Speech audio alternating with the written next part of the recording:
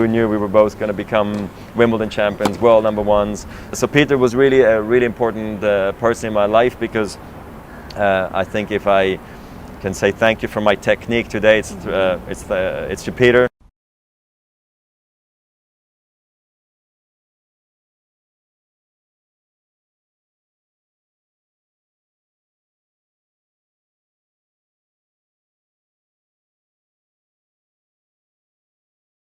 But disaster struck before Roger could show his mentor Peter what he was capable of. Carter died in a car crash while on honeymoon in South Africa 16 years ago. He passed away the year before you won your first slam at Wimbledon, obviously. What do you think he would have thought to see you here now with 20 Grand Slams? It's okay. I'm sorry. I hope he would be proud. I guess he didn't want me to be a wasted talent, so I guess it was somewhat of a wake-up call for me when he passed away, and I really started to train hard.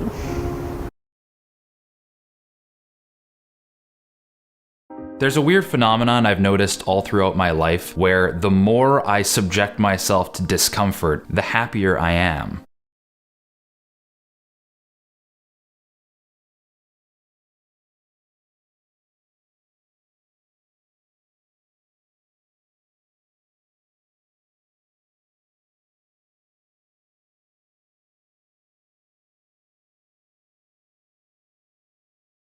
I was forcing myself outside of my comfort zone so frequently, it's as if it was some sort of game. It's like I was able to peel back a layer of reality and see some sort of one-to-one relationship between subjecting myself to discomfort and upgrading who I was as a human being. But I was definitely onto something, because I felt incredible. I was energetic, optimistic. I remember waking up in the morning not being tired because I was ready to tackle the day with energy. And although this euphoria didn't last forever, I never forgot how I felt. And I remember the importance of viewing the comfort zone and the effect it has on your overall well-being and the way you live your life. Everything you're physically capable of doing in this world falls into one of two categories: inside the comfort zone or outside the comfort zone.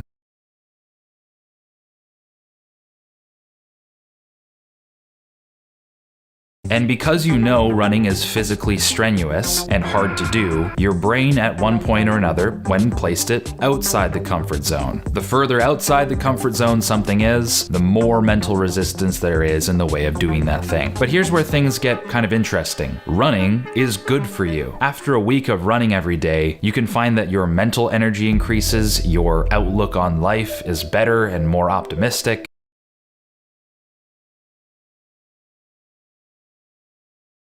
All the comfort zone is concerned with is keeping you inside of it. And the way it does that is not only does it make sure that things outside of it are really uncomfortable and hard to do, it's also always shrinking if you don't do anything about it. Unless you venture at least a little bit beyond the borders of the comfort zone, it will get smaller and harder to escape. And this is something that most people have experienced in their lives, whether they are aware of it or not. In my own life, this happens all the time. Like when Halo 5 came out a few years ago, I spent so much time just playing it for hours and hours every day, eating Doritos Sweet Chili Heat and drinking Mountain Dew like a real gamer. And after days of doing this, binging a video game, and not doing anything outside of my comfort zone, things that were previously just on the edge of my comfort zone, like going to the gym, the comfort zone shrank to a point where going to the gym was now extremely difficult and very hard to bring myself to do.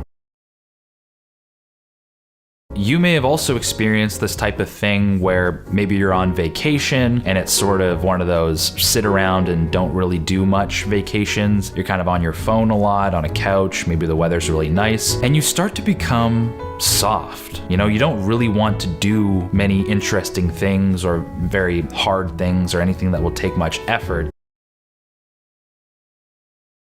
Be aware that any potential discomfort in the way of doing the thing that you want to do isn't a real obstacle. It's all just in your head. If you live life this way, the comfort zone can also work in your favor, because as you start living this new lifestyle that may have at first been unnatural to you, the longer you live that way, the comfort zone is expanding to meet you. So living the way you want to live will become increasingly natural.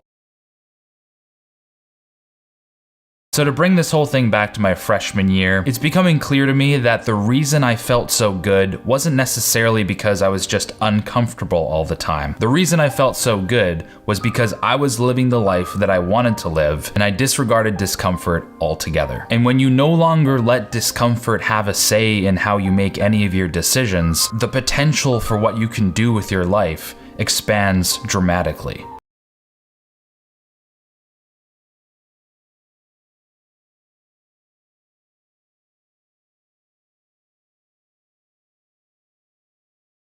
David Reichert is passionate about orcas and intrigued by their behavior.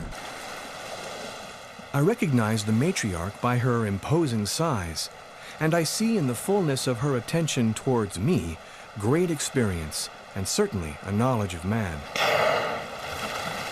Is she again the one who was saved by the scientists?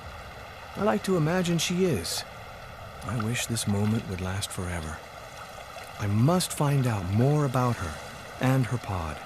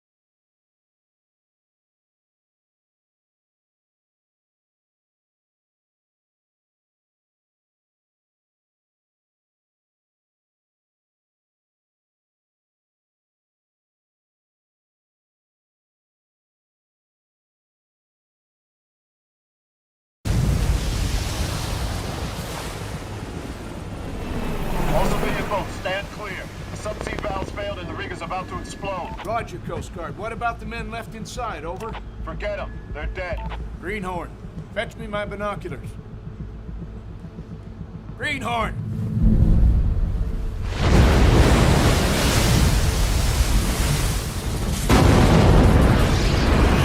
This is the last of the oxygen! I don't know how much longer we can hold that!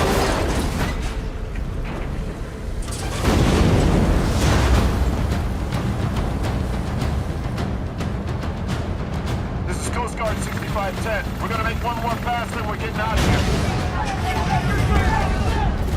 Wait, I got some guys in the helipad.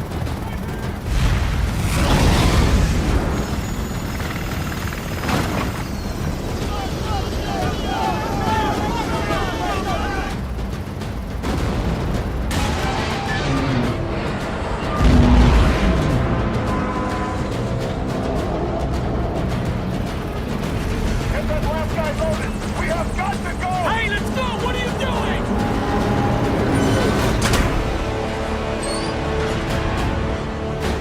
Go, go!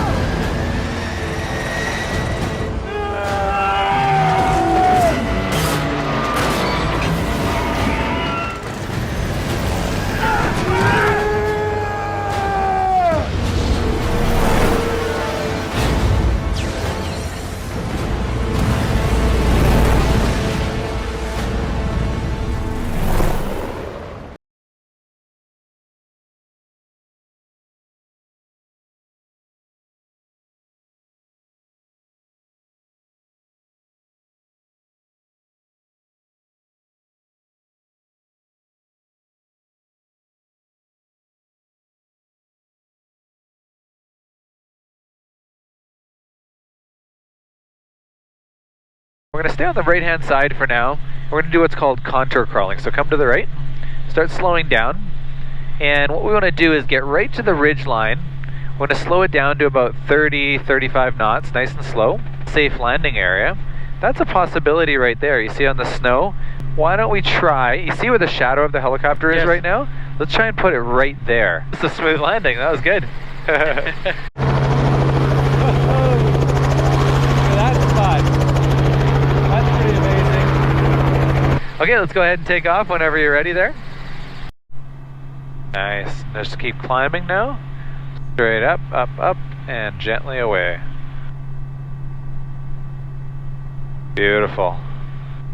Ooh, that's fun. Okay, keep gently accelerating. We don't want to lose speed there, we want to keep gaining the speed. That's very good, and we're going to keep heading back in that direction there. My name is Justine Williams. My name is Jaylise Williams. I started shooting about 2.5 years ago when I was 9.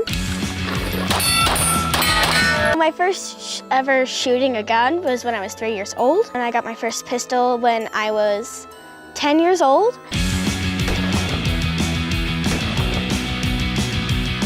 When I very first shot a match, they thought I was so cute and precious. Oh, you're so cute!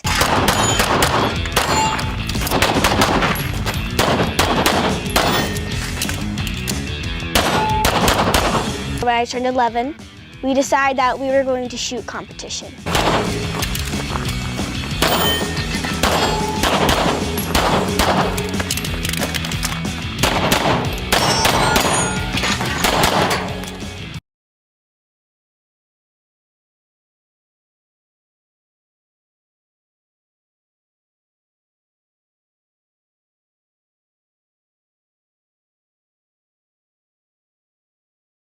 Recent violence has been attributed to a group of foreign fighters. As you can see, these men are heavily armed and on a mission that could prove fatal to anyone who stands in their way.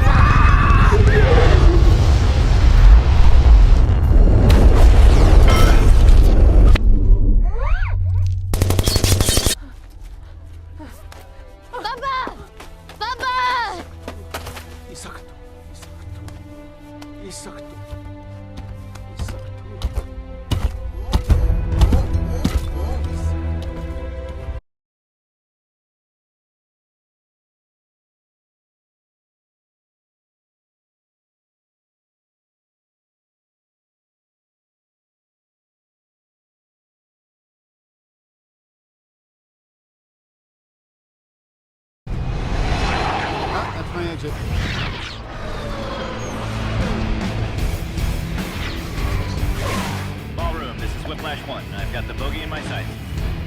Whiplash 1, what is it? I've got no idea. You have radio contact? Non-responsive, sir. Then you are clear to engage. Hit it.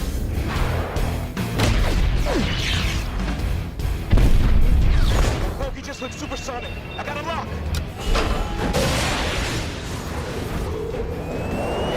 Inbound missile. Flares! Wait a second. Bogey deployed flares.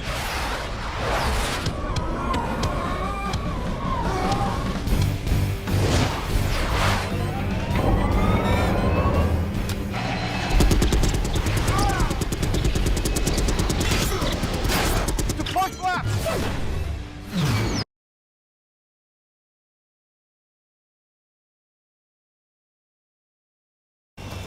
Thing just dropped off the radar, sir. Sat visual has been lost. No way, that's a UAV. What is it? I can't see anything. Whatever it was, it just bought the farm. I think bogey has been handled, sir. This isn't a game. You do not send civilian equipment into my active war zone. You understand that? It's not a piece of equipment. I'm in it. It's a shoot. It's me! Brody, you got anything for me? Mark your position and return to base. Roger that, ball.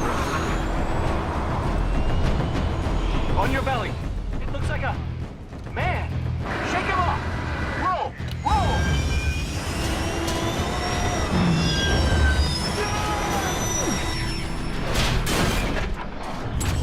I'm hit. I'm hit.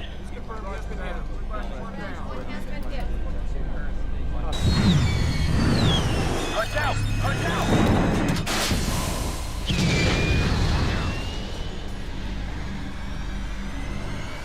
Whiplash 1 down. Whiplash 2, do you see a shoot? Negative. No shoot. No shoot.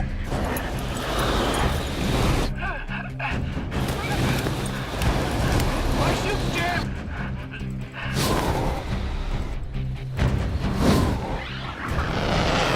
Sir, I've got a visual on the bogey. Whiplash 2, re-engage. If you get a clear shot, you take it. Major, we don't even know what we're shooting at. Call off the Raptors. That thing just took out an F-22 inside a legal no-fly zone. Whiplash 2, if you have a clear shot, take it. You've been re-engaged. Execute evasive maneuver. Keep going.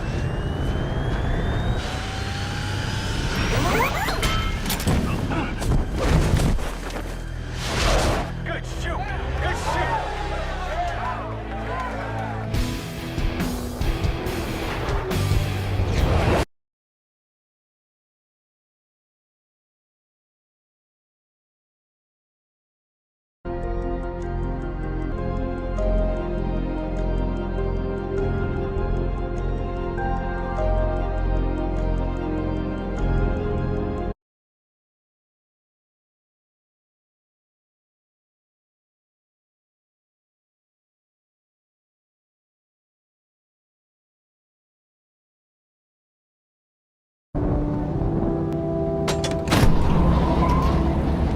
What are you doing? I have to go back. You're hurt!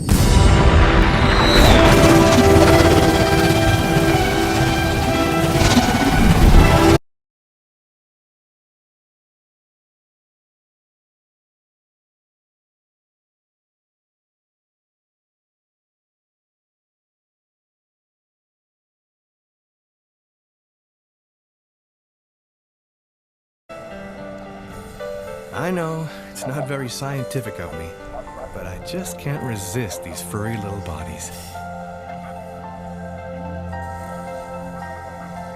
My excuse is that they, and not I, made the first move into my camp. I'm really excited by their willingness to let me into their lives.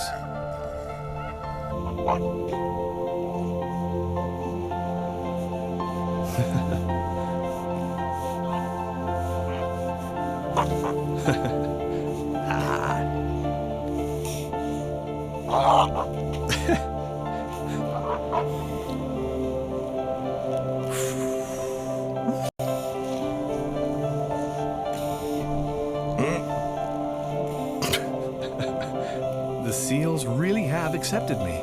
What an honor. The confidence they show in me and the games they share are the simplest and most important forms of communication. Moments like this take me back to my own childhood.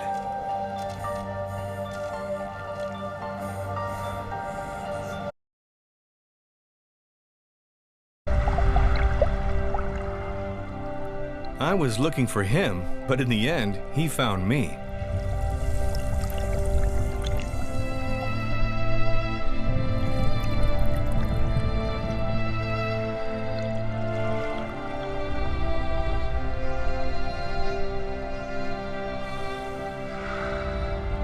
If only he would stay.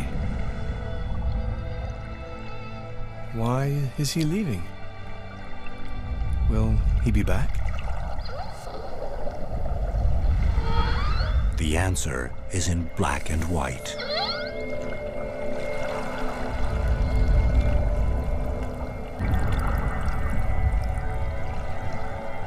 A male approaches me for the first time.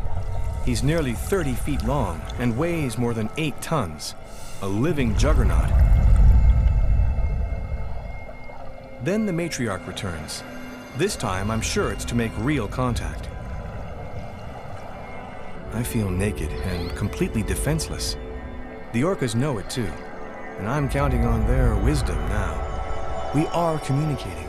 I don't know how exactly, but it's pretty intense.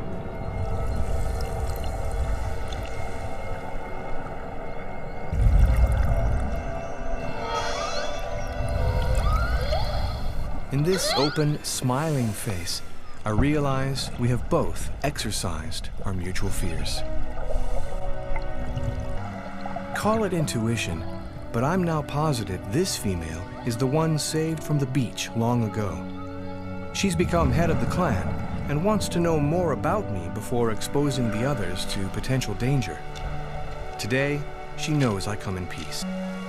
No words can express the emotion I feel in such a sublime moment of contact.